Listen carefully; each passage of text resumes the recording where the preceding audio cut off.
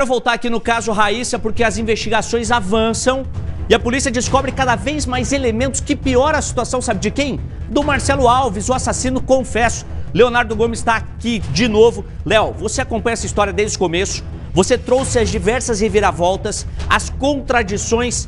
E agora, o que vai acontecer com esse Marcelo aí, Léo? Olha, vai permanecer atrás das grades, pelo menos por enquanto. Mas é aquele negócio, a gente imaginar que a pessoa vá na delegacia, confessa o crime, até em detalhes, diz, olha, eu fiz isso, por quê? Por isso. Acabou, a delegacia não precisa investigar mais nada. Ah, não, foi ele fez isso, fez aquilo, então fechou, valeu, obrigado, aí encerra o inquérito. Não existe isso.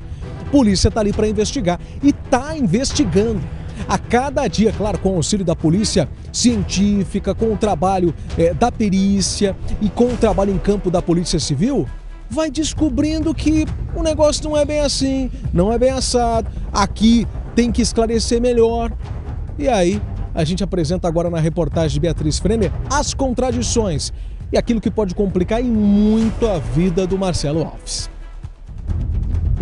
Com um réu confesso, as provas agora reconstituem o que aconteceu com Raíssa Suelen. O último registro em vídeo, o último sorriso. Até a confirmação da morte e do local onde o corpo foi encontrado.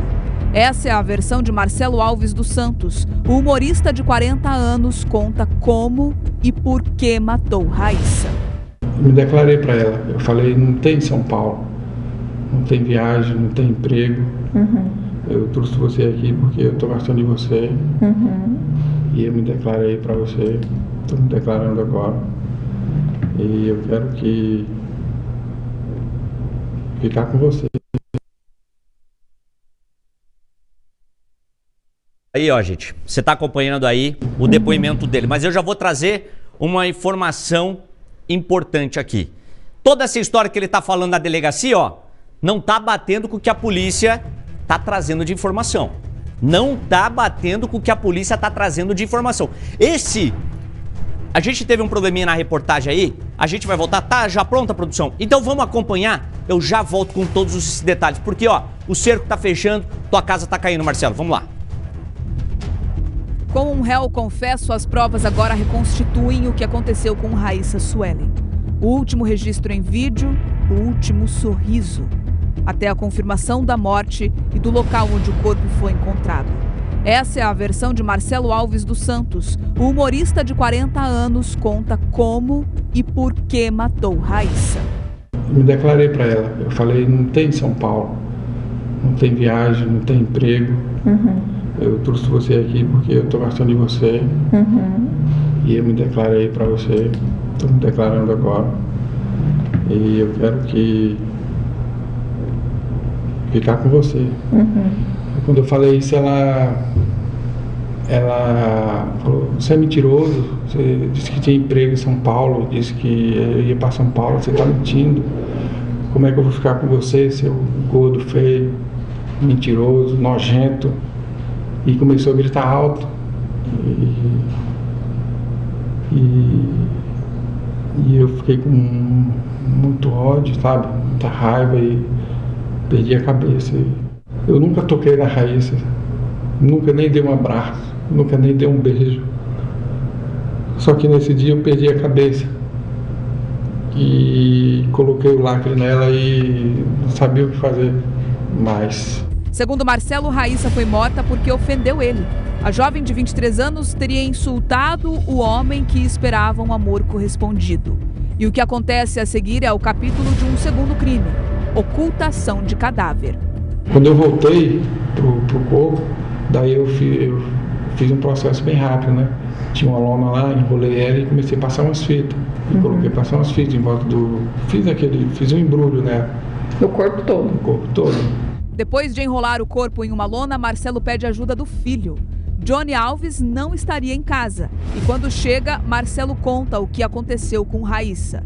Johnny, o filho de Marcelo, se torna cúmplice. Eu voltei para casa, coloquei de ré e eu coloquei o corpo dela sozinho, né? Coloquei no porta-mala, coloquei um pano branco, preto em cima e E saí.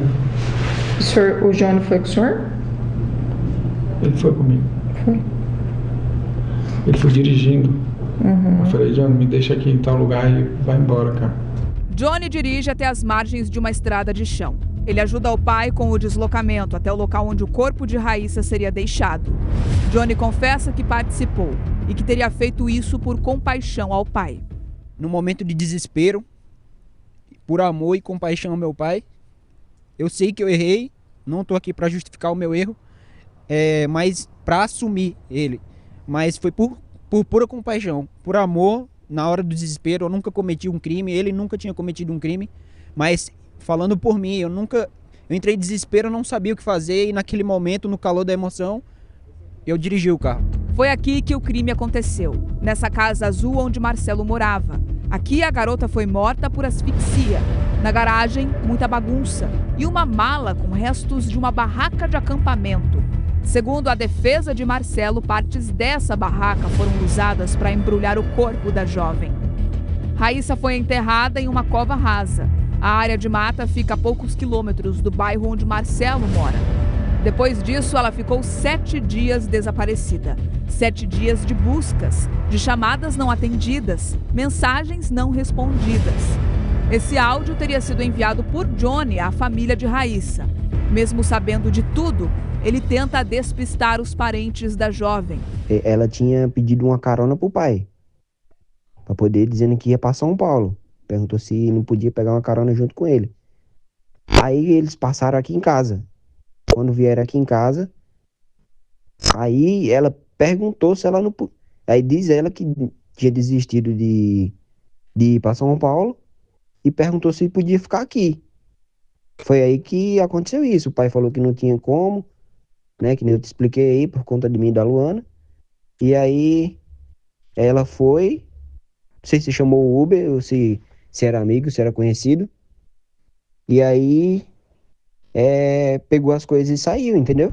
Marcelo foi intimado a prestar depoimento na delegacia. O que era para ser uma fala como testemunha estoura como uma confissão. E agora, dúvidas. Será que tudo que Marcelo contou é verdade? Os argumentos, né, as declarações prestadas por ele estão sendo quebradas, a gente verifica ali que há uma mentira e essa parte do privilégio buscado por ele, da violenta emoção ali, a gente acredita que não houve. E além disso, a questão da ocultação do cadáver também ficou praticamente demonstrado que houve já uma preparação para essa ocultação do cadáver. Então, ele tinha em mente, desde o início, matar a Raíssa e ocultar esse cadáver. A defesa de Marcelo alega: tudo aconteceu no calor da emoção. Marcelo matou Raíssa porque teria sentido uma raiva descontrolada. Ou será que foi premeditado? Nós não temos nenhum ingrediente aqui que possa levar à premeditação. Premeditação é o crime arquitetado, é o crime preparado. Jamais ele pegaria o carro, iria buscar a Raíssa frente à casa das amigas, com elas todas vendo, ou seja, deixando testemunhas, registros, vídeos. Você acha que ele pegou esse carro para transportar o corpo da Raíssa? Agora, nesse momento, a minha razão fala que sim. Esse depoimento pode trazer pistas se o crime foi premeditado ou não. Sentado na frente da delegada está um amigo de Marcelo. Esse amigo é dono do carro usado no crime e revela: um dia antes do assassinato de Raíssa, Johnny, o filho de Marcelo, pediu o carro emprestado. Seria isso uma coincidência ou parte de um plano? Na verdade, quando eles pediram o carro, foi num domingo à noite, né? Quem que pediu o carro? O Johnny emprestado. Ele falou que eles iam pegar um armário, né? Aí pediram o carro emprestado, porque como eles têm moto, né? E eu emprestei. No final do dia, eu acho que era por volta de umas 18, pouco próximo às 19 horas, o Johnny foi levar o carro novamente. Agiu normal, agradeceu, falou que deu tudo certo, pegou a moto, foi embora, guardei o carro e foi assim. O crime teria mesmo acontecido por uma declaração não correspondida ou planejado por uma desavença antiga? Raíssa morou por 2 meses com a nora de Marcelo, agora ex-esposa de Johnny. Nessa carta, a mulher desmente essa versão. Conta que Marcelo inventou a história da briga, que nunca existiu. que está sendo atacada e que só descobriu o que aconteceu quando o caso veio à tona. Abre aspas. No dia que tudo aconteceu, eu estava trabalhando como sempre. Quando cheguei em casa na segunda, aparentemente estava tudo normal. Reparei apenas que a casa havia sido limpada, mas não dei importância. Fecha aspas. Ela finaliza dizendo que acreditou que Raíssa estava desaparecida. Mas 7 dias depois, a verdade veio à tona. Raíssa foi morta por Marcelo. Johnny responde em liberdade por ocultação de cadáver. Olha só, gente. A gente vai seguir acompanhando essa história aqui. A gente está acompanhando o finalzinho da reportagem porque hoje teve audiência de custódia. Deixa eu falar com o Léo aqui. Teve a audiência de custódia do Marcelo Alves, o tal humorista, que de um humorista não tem nada, na verdade, é um bandido, é um assassino. E agora, Léo, o que o juiz decide nessa audiência de custódia? Que ele vai responder o processo atrás das grades, na penitenciária. Isso porque existe audiência de custódia em todas as situações desse tipo. Quando a pessoa é presa, o juiz vai analisar se a prisão foi dentro da lei, né? Se, por exemplo, o suspeito, ou nesse caso aqui já um assassino confesso, teve que confessar sob tortura ou algo nesse sentido, teve alguma ilegalidade, a polícia não trabalhou certinho, neste caso trabalhou. Tanto que esse foi o principal objetivo dessa audiência, onde o juiz pergunta para o Marcelo, a tua prisão foi correta? Foi. Pois bem, aí tem os pedidos da defesa. A defesa fala, olha, doutor, a gente está falando do Marcelo nunca foi preso, não tinha ficha criminal, isso aí foi um caso isolado no histórico, no currículo do Marcelo, um cara bem-humorado, ele deve responder o processo em liberdade. Mas aí, claro, o Ministério Público falou, não, ele tem que ir preso, prisão preventiva. Aí o juiz concorda com esse posicionamento do Ministério Público e diz o seguinte, eu vou analisar aqui não a figura do Marcelo, mas o que ele fez, o contexto. Ele vai lá e assassina uma jovem de 23 anos de idade. O caso é muito grave, é um assassinato que, ao que tudo indica, ela foi ou estrangulada ou sofreu uma esganadura. De qualquer forma, ela foi assassinada de forma cruel. Aí o juiz fala, não, você vai ficar atrás das grades. A gente traz a partir de agora o que cada advogado de cada uma das partes fala. Por exemplo, o advogado assistente de acusação, que representa a família da Raíssa, claro, concordou com essa decisão do juiz e disse que é um passo importante, mas ainda insuficiente para esclarecer tudo. Muita coisa precisa ser esclarecida na avaliação de Leonardo Mestre. Uma questão para nós é clara, a confissão ela não pode ser tida como plenamente verdadeira. Ela precisa passar pelo crivo de análise e de investigação. Nesse momento, nós precisamos apurar se a dinâmica da morte, como aconteceu, ocorreu da forma como ele descreveu. Por isso, é fundamental que os laudos e as informações periciais agora esclareçam se o que aconteceu foi da forma como foi descrita ou não. A prisão preventiva não encerra nada. É apenas o início. Ainda existe muita coisa que precisa ser esclarecida. Nós estaremos atentos a toda a investigação para que tudo relacionado ao crime, às circunstâncias e também participação sejam esclarecidas para que as pessoas possam ser responsabilizadas. Toda a família está muito ansiosa para poder velar a Raíssa e cometida por muita dor e muito sofrimento nesse momento. Bem, apesar do pedido de soltura, de liberdade, ter sido negado pelo juiz, Caio Percival, que representa a defesa de Marcelo Alves e também do Johnny, não ficou surpreso com a decisão do magistrado. Com relação à audiência de custódia hoje, nada fugiu das raias da expectativa da defesa. Nós já imaginávamos que a prisão preventiva fosse decretada, afinal de contas, o próprio Marcelo quis ficar preso, o próprio Marcelo compareceu em delegacia, ciente de que isso poderia acontecer. A gente tem agora um trecho do momento em que o juiz decreta a prisão preventiva de Marcelo. A gente consegue ver também a reação do Marcelo diante disso e de todas as partes.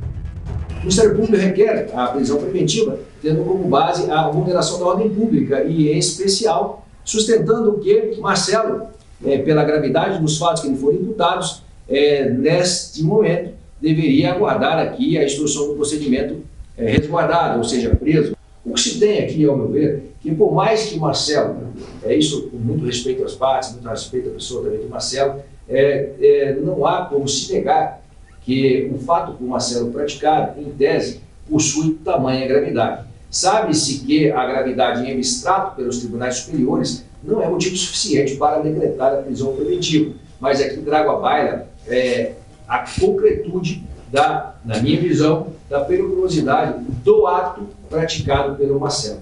Estou aqui diferenciando, de certa forma, o autor do fato. Não estou dizendo que Marcelo é perigoso, mas a periculosidade concreta do ato por ele praticado chama a atenção desse juízo. Por essa razão, entendo que sim se estou vulnerada à ordem pública, motivo pelo qual, com muito respeito, estou decretando aqui a prisão preventiva de Marcelo. Ao que tudo indica, Marcelo deve ser transferido para uma penitenciária. Nós não sabemos ao certo, Bittar, qual penitenciária exatamente, se a PEP, ali em Piraquara, ou até mesmo o Complexo Médico Penal. Por que eu digo isso? Porque na decisão do juiz teve um adendo, um adicional. Ele disse, olha, atendendo ao pedido da defesa, eu vou exigir aqui, ou ao menos pedir um máximo de contribuição da Polícia Penal, que é a que cuida, né, da integridade dos detentos, para que deixem ele separado dos demais presos, para a integridade física dele ser preservada, ou que pelo menos resguardem a segurança dele. Então pode ser que ele fique numa cela especial, ou mais separada, ou algo nesse sentido, uma vez que a defesa argumenta que o Marcelo tem sido alvo de ameaças de morte, já diante da gravidade do crime e, como a gente tem trazido, crueldade, desde o momento em que ele fala e também das informações ditas pela delegada Aline Manzato. Mas é aquilo, a investigação tá aí, muita água vai passar por baixo dessa ponte e a delegada, ela não usa meias palavras não, Bittar, ela diz, a gente tá rebatendo cada ponto, ou pelo menos boa parte dos pontos que o Marcelo disse. Então é aquilo que eu disse no início, só ele chegar na delegacia e dizer eu fiz isso, fiz aquilo e fiz dessa forma, a delegada não vai, goela abaixo. Está sendo feita a investigação, o trabalho da Delegacia de Proteção à Pessoa e já está descobrindo que o buraco é mais embaixo, Bittar. Boa, Léo. E esse castelo de areia que você construiu, Marcelo, está se desmoronando. Duas coisas rápidas aqui que eu vou falar. Primeiro, ele falou lá no depoimento que ela se insinuava para ele. E daí, de repente, ele fala que ele se declarou para ela e ela não aceitou. Já tem uma mentira que ele mesmo conta. A segunda, ele chegou a falar na frente da delegada que ela seria garota de programa. Essa menina era virgem, Marcelo. Ela era virgem. A delegada atestou isso, os peritos atestaram isso. Ela era virgem e você contando mentira. Não tá mais do que claro para a polícia que o crime foi premeditado. Mas por quê? Por quê? Ele não consegue nem chorar quando ele sabe que ele vai ficar preso. Olha lá, força para tentar chorar. Inacreditável. A gente vai seguir acompanhando essa história, a gente vai continuar trazendo as novidades sempre em primeira mão aqui no Cidade Alerta.